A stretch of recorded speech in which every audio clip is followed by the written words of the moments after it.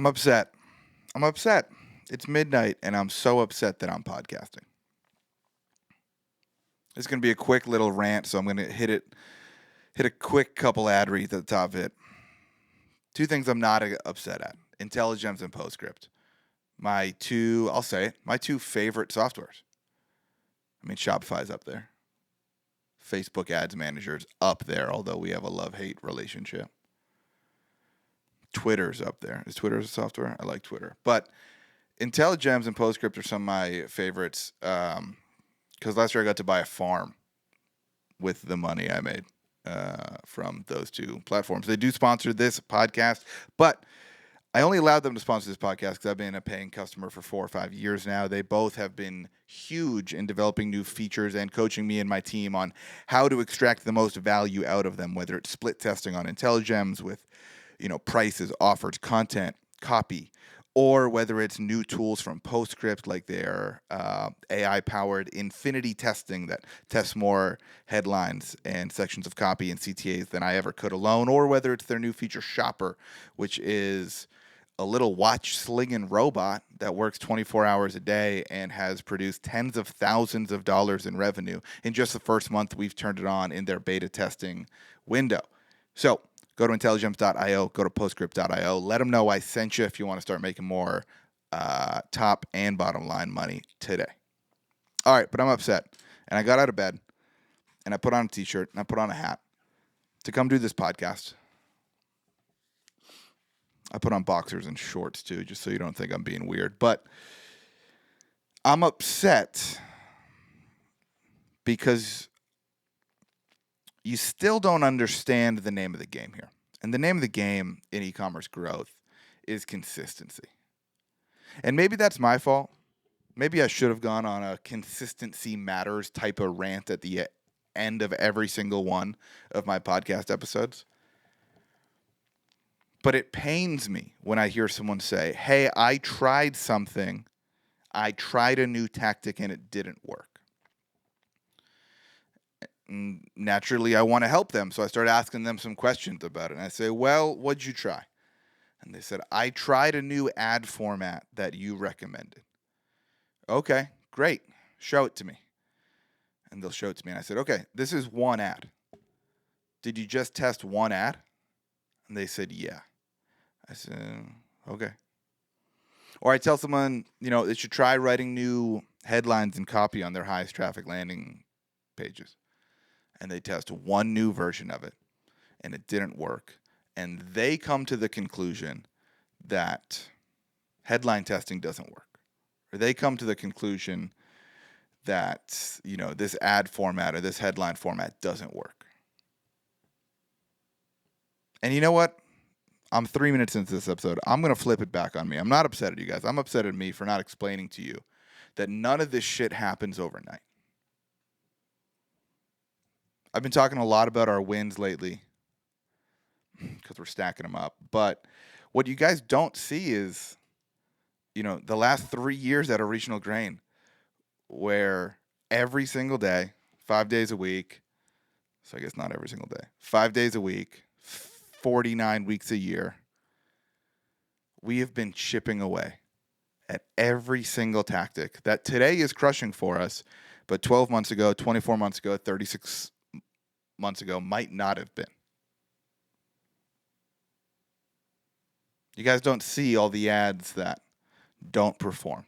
I don't tweet about all the headline iterations I write that don't beat our current winner. So again, maybe that's my fault, and maybe that's the fault of a lot of people who have a voice in this ecom industry. But I wanted to take this episode and really kind of explain to you what it looks like to grow these brands profitably. Because when I come out and tweet, hey, this is a headline format that crushes for us and it crushes for other brands, the thing I didn't mention that I probably should have is it was the 35th headline I wrote. If you know anything about CRO work, you know that for me to be able to reliably test 35 headlines, it took months.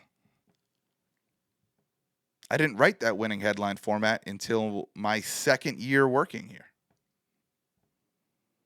But every single week, we test something new. Change an adjective here, change a call to action here, launch 10 new ads, and maybe once a month, we get a big win. Once a year, we get a win that changes the trajectory of our business. But it's because we practiced. It's because we were in the gym. Because we were working it out. Because we were developing new muscles in order to achieve the goals we want to. And look at me. I'm in peak physical condition. And I know that diet plans don't work even if you eat a steak every day, but then follow it up with candy bars sometimes. That inconsistency is going to stack up. That inconsistency is going to prevent you from achieving the goals you want to hit. So I hope you take this rant just kind of as a kick in the ass.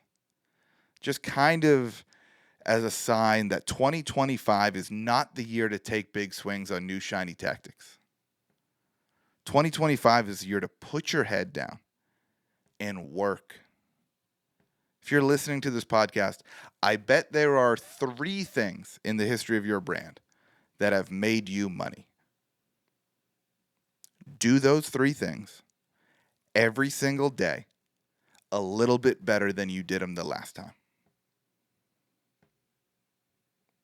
I truly, truly believe that the reason why most brands aren't winning in ecom right now, it is not a secret that 9-figure brands are gatekeeping. It's not a secret that I'm not telling you how we're growing 100% again this year. Not withholding any information. It's a consistency issue. And to some degree, it's a skill issue. I'm not saying that we're all better at it, but I've done it hundreds of times more than you.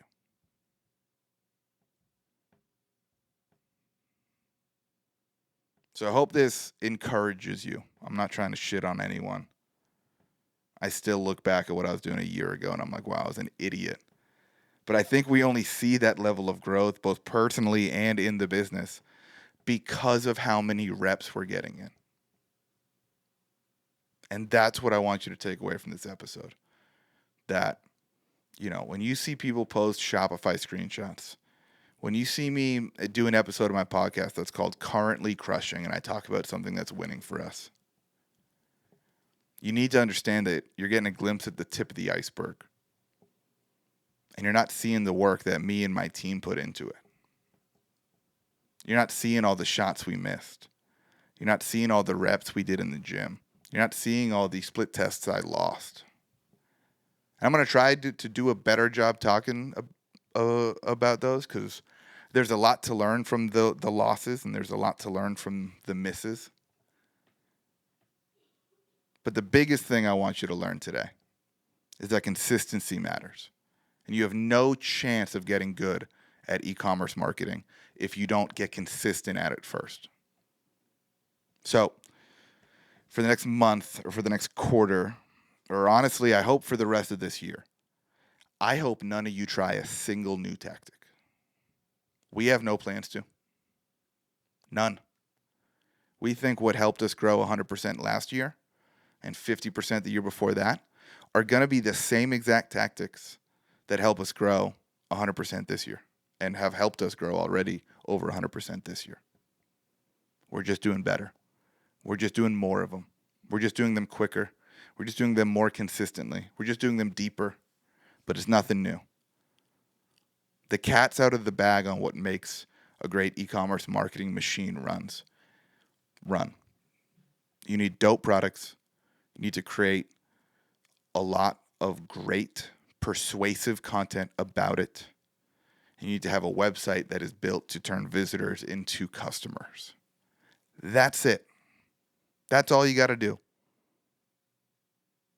But if you're not doing that well right now, if you're not doing that maybe to the level of your goals or to the level of your forecasts, don't start reaching for shiny objects just yet.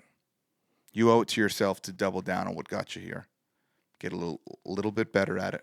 Do a little bit more of it. Go one layer deeper on it. That's going to get you where you want to go quicker and on a smoother ride than if you keep chasing new tactics. So the next person that reaches out to me and says, hey, I tried this and it didn't work, you better show me 40 versions of it before we even have that conversation, because that's what it takes. So I wish you consistency in your inputs going forward. You won't get consistency in your outputs, but consistency in your inputs will result in the outcomes you're after long term. Shout out to Postscript and IntelliGems, and thanks for listening to Tactical and Practical.